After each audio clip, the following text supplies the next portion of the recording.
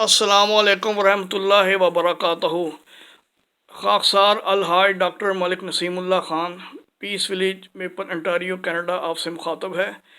मैंने आज फिर अदरीस साहब को तकलीफ़ दी है और मैंने कहा कुछ आप अपने मुख्तसर तारफ़ के बाद, क्योंकि आपके दादा जान ने बैत की थी और आपके वालिद साहब और दादा जान बहुत ही नेक और मुत्तकी और बुज़ुर्ग लोग थे, तो उनकी तरबियत का असर इन पर भी हुआ है। तो इन्होंने भी, इनकी भी बड़ी खिदमात हैं गुजरांवाला में, और फ़ौज के दौरान भी इनके बड़े ईमान अफरोज़ वाक़यात हैं। तो मैंने कहा कि वो आपसे शेयर करते हैं। जी जी जी जी अदरीस साहब, बिस्मिल्लाह। बिस्मिल्लाहिर्रहमानिर्रहीम, बल्कि आउज़ुबिल्लाहि मिनश्शैतानिर्रजीम, बिस्मिल्लाहिर्रहमानिर्रहीम। मैं खाकसार मोहम्मद इदरीस अहमद आपकी खिदमत में हाज़िर हूँ। और जैसा कि मैं बता चुका हूँ, मेरा त्रिगड़ी ज़िला गुजरांवाला पाकिस्तान से ताल्लुक़ है। और मैं 1956 की मेरी पैदाइश है। तो पैदाइश के वक़्त कौन से महीने की? नवंबर 1956 की। ठीक। तो फिर मेरे वालिद साहब ने हज़रत खलीफातुल मसीह सानी रज़ियल्लाहु तआला अन्हु को ख़त लिखा कि खुदा ने मुझे बेटा अता फरमाया, तो उसके लिए नाम तजवीज़ फरमाए। हज़रत खलीफातुल मसीह सानी ने मेरा नाम मोहम्मद इदरीस अहमद तजवीज़ फरमाया। वो ख़त हमारे पास आज भी महफूज है, जो हज़रत खलीफातुल मसीह सानी के दस्तखतों से हमारे पास। कितना बड़ा एक एजाज़ है। जी बेशक। और मेरे वालिद साहब का नाम मोहम्मद इस्माइल और मेरा नाम मोहम्मद इदरीस अहमद, जैसा कि कुरान पाक में भी और वो नाम आया उसके। अच्छा, परदादा का नाम भी ले लें। मेरे परदादा जान का नाम था हज़रत मियाँ अल्लाह दिता साहब मरहूम, जो हज़रत मसीह मौद अलैहिस्सलाम के सहाबी थे। अच्छा, चलें जी आगे। तो मेरे वालिद साहब, मेरे वो क्या कहना चाहिए, जैसा कि मैं बता चुका हूँ, वो भी मूसी थे। मेरे दादा जान, मेरे वालिद साहब, मेरी वालदा, और अल्हम्दुलिल्लाह अल्लाह के फजल से मेरी भी सारे जो बच्चे हैं सब मूसी हैं। हम मियाँ बीवी सब मूसी हैं, खुदा का फजल है। तो मैं 1973 में जो है फ़ौज में भर्ती हुआ जी। तो EME कोर में। फिर उसके बाद ट्रेनिंग के बाद मैं अप्रेंटिस स्कूल में पिंडी वापस आया, उधर कोर्स किया 1 साल अप्रेंटिस। फिर उसके बाद मैं एविएशन के लिए सिलेक्ट हो गया। फिर मैंने एविएशन इंजीनियरिंग स्कूल में 1 साल कोर्स किया। और उसके बाद मैं एविएशन की यूनिट्स में, मुख्तलिफ यूनिट्स में अपना ड्यूटी अंजाम देता रहा। तो मैं भुट्टो ने अहमदियों को गैर मुस्लिम अक़लियत करार दिया, तो फिर फ़ौज की तरफ से फॉर्म आ गए कि कौन लोग अहमदी हैं, कौन गैर अहमदी हैं, तो अपना डिक्लेयर करो, बताओ। जी। तो फिर हमने हाथ खड़ा कर दिया कि हम अहमदी हैं और हम अल्लाह के फजल से अहमदी मुसलमान हैं। तो वो जो उन्होंने फार्म वगैरह बनाए थे कि इधर साइन करो, हमने कहा हमने साइन नहीं करने, अगर आपने फ़ौज से फारग करना है तो भी, अगर रखना है तो भी। तो फिर उन्होंने जनाब उधर यूनिट में जो है वो नए फार्म इस तरह के प्रिंट किए कि उधर लिखा कि नॉन मुस्लिम और लिखा कि ये अहमदी मुसलमान हैं। तो उधर वो उन्होंने प्रिंट किया, मेरे से साइन लिए और वो मेरे डॉक्यूमेंट के साथ वो फाइल हो गया वो पेपर। अच्छा। कि ये बंदा अहमदी मुसलमान है और ये मिर्ज़ा साहब को मानने वाला है। तो इस तरह करके वो जो मेरे फ़ौज के डॉक्यूमेंट थे उसके ऊपर फिर उन्होंने रेड क्रॉस लगाया और ऊपर लिखा कि ये मोहम्मद इदरीस अहमद जो है सिपाही, ये अहमदी है। अच्छा। तो फिर मेरे डॉक्यूमेंट्स जिधर भी पोस्टिंग होती थी जाता था, पहले लोगों को पता चल जाता था कि ये कादियानी है, बंदा अहमदी है। तो उधर जब भी हम जहाँ भी जाते उठते बैठते, उनको सबको पता था ये अहमदी है। और हम सारे अपने जहाँ भी जाते थे, जिस भी शहर में, जैसे पिंडी, कोयटा, कराची, लाहौर, पेशावर, फ़ौरन जमात से रब्ता करते थे। अच्छा। और रब्ते के साथ ही फिर वो उधर अपना जलसे वगैरह अटेंड करने, इजलास अटेंड करने, चंदा वगैरह देना और इस तरह की दूसरी मतलब जमात के साथ आपने अपना राब्ता मजबूत रखा। अल्हम्दुलिल्लाह। यही घर वालों ने सिखाया था, बताया था। तो इस तरह करके जनाब हम जो है वो सारी उम्र, ये अपने जो 26 साल मैंने नौकरी की है उसमें सारा ये अहमदियत के साथ ही सिलसिला चलता रहा है। और जहाँ भी गए हैं हमने अहमदियत के सच्चाई और उसकी जो शान व शौकत है جو اپنے علم کے مطابق ہے لوگوں کو بتاتے تھے اور ان کو احمدیت کا پیغام دیتے تھے. تو اس طرح آپ کے پاس کیا کیا جماعتی عہدے تھے اور کیا کیا آپ جماعت کی خدمت کرتے رہے؟ اس طرح یہ ہے کہ جب تک تو میں فوج میں تھا میرے پاس کوئی جماعتی عہدہ نہیں تھا، لیکن میں جماعت جہاں بھی جاتا تھا ادھر جماعتی ممبرشپ ہوتی تھی میرے پاس. میں اچھا ادھر جو بھی عہدیدار تھے ان سے رابطہ کر لیتا تھا اور ان کو پھر وہ بھی رابطہ کر لیتے تھے اور ان کو چندہ وغیرہ دینا اور جلسے جلاس اٹینڈ کرنے، اپنا جمعہ مسجد میں پڑھنا جا کے.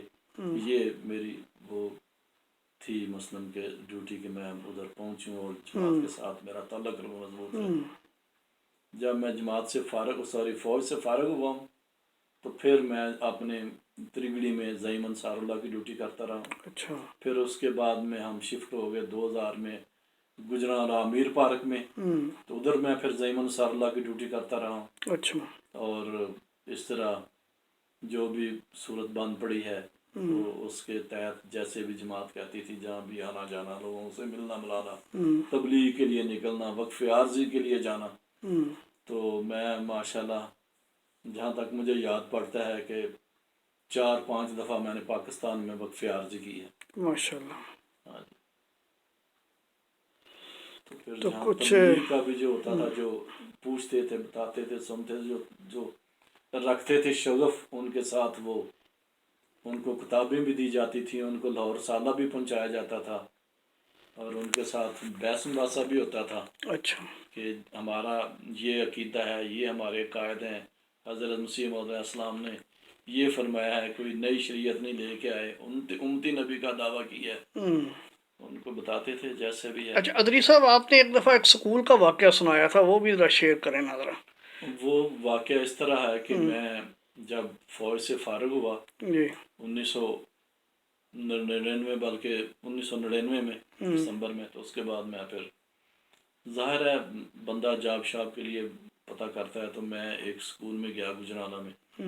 وہ ایک آرمی کے ریٹائرڈ افسر تھے، میجر صاحب، ان کا سکول تھا. جی تو میں نے کہا کہ بھائی گیا ادھر، السلام علیکم ورحمۃ اللہ، یہ وہ اپنا تعارف کرایا. تو میں نے کہا کہ میں ایز اے ٹیچر آپ مجھے رکھ لیں یا as a P T I teacher رکھ لیں، کیونکہ میں نے یونٹ میں جو فوج میں یو آئی کا کورس کیا تھا، یونٹ ایجوکیشن انسٹرکٹر کا کورس تھا اچھا میرے پاس. اچھا وہ پی ٹی سی ٹیچر جو پرائمری ٹیچنگ ہے اس کے برابر ہوتا ہے. تو انہوں نے کہا ٹھیک ہے، فی الحال ہم آپ کو as a P T I teacher رکھتے ہیں. اچھا تو انہوں نے مجھے ادھر as a P T I teacher رکھ لیا. تو ادھر میں صبح مارننگ اسمبلی لیتا تھا، کلاسز کے جو پی ٹی کے پیریڈ ہوتے تھے وہ ان کلاسوں کے ساتھ لیتا تھا.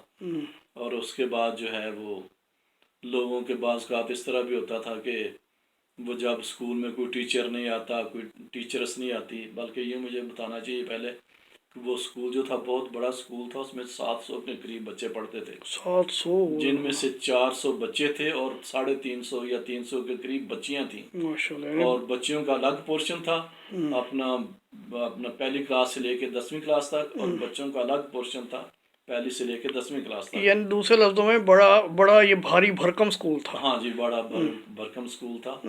اور میں پھر ادھر صبح کے ٹائم مارننگ اسمبلی میں بعض کا تلاوت بھی کر دیا کرتا تھا.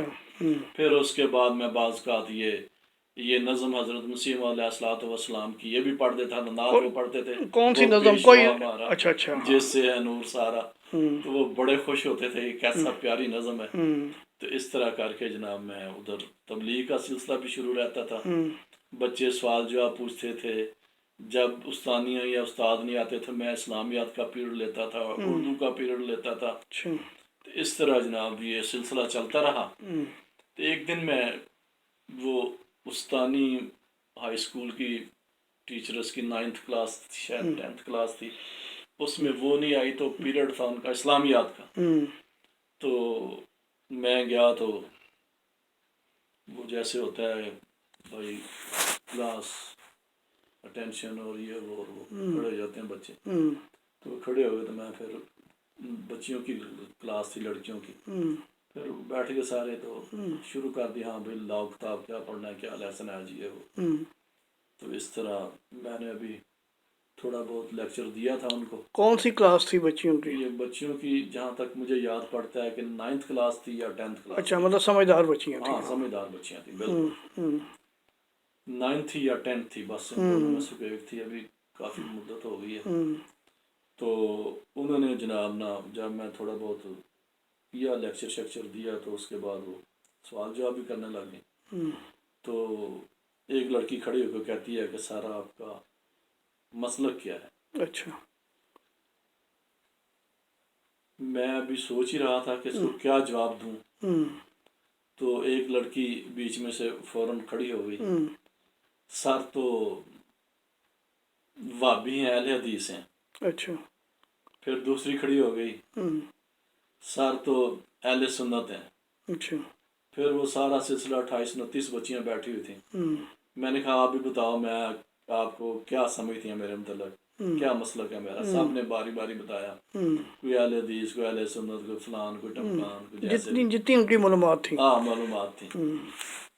میں کہتا تھا کہ آگے چلو آگے چلو. وہ مکمل ہو گیا. پھر میں نے کہا کہ بھائی جو ابھی آپ نے کہا ہے کہ میں یہ مسلک ہے تو میرا یہ مسلک نہیں ہے. تو سب پھر کہتے ہیں سر پھر آپ کا کیا مسلک ہے، آپ کا کون سا فرقہ ہے. میں نے پھر ان کو کہا کہ غور سے سنو. غور سے، میں نے کہا غور سے سنو. میرا یہ عقیدہ ہے، میرا یہ فرقہ ہے. میں نے کہا میرا جماعت احمدیہ سے تعلق ہے. سب لڑکیوں نے منہ میں انگلیاں ڈال لیں. اچھا. یہ کون سا فرقہ ہے سر، ہم نے تو آج تک نہیں سنا. ہاں صحیح بات ہے. ہم نے تو آج تک نہیں سنا کہ جماعت احمدیہ بھی کوئی فرقہ ہے. اچھا. میں نے نہیں سنا. نہیں سنا. میں اگر ذہن پہ ڈالو، غور کرو، دیکھو آپ اتنی بڑی ہو گئی ہو، 9th-10th میں پڑھ رہی ہو، آپ کو ابھی تک یہ نہیں پتا. 15-16 سال آپ کی عمر ہے.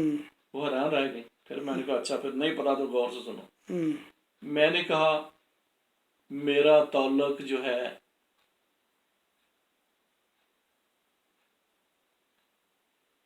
بیچ میں کیا کہا کہ میں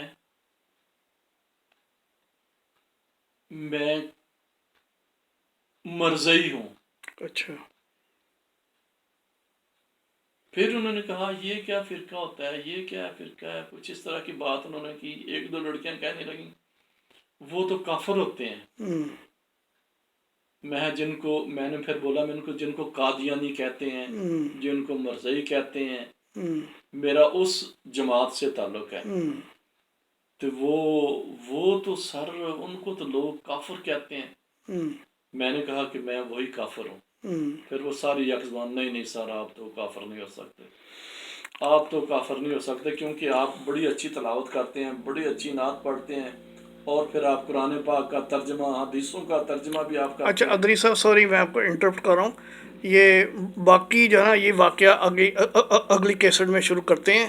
تو آپ کا بہت بہت شکریہ، آپ نے بڑا قیمتی ٹائم دیا. آپ کی یہ جو ہے نا یہ ویڈیوز بڑی لوگ شوق سے سن رہے ہیں. تو نیکسٹ ویڈیو میں آپ نے مزید بتانا ہے اپنے اس واقعے کا، بلکہ اس میں جو فوج کے درمیان بھی 1-2 دلچسپ واقعات ہوئے تھے اس کو بھی شیئر کرنا ہے. تو السلام علیکم ورحمۃ اللہ وبرکاتہ. اپنی دعاؤں میں یاد رکھیں. خدا حافظ.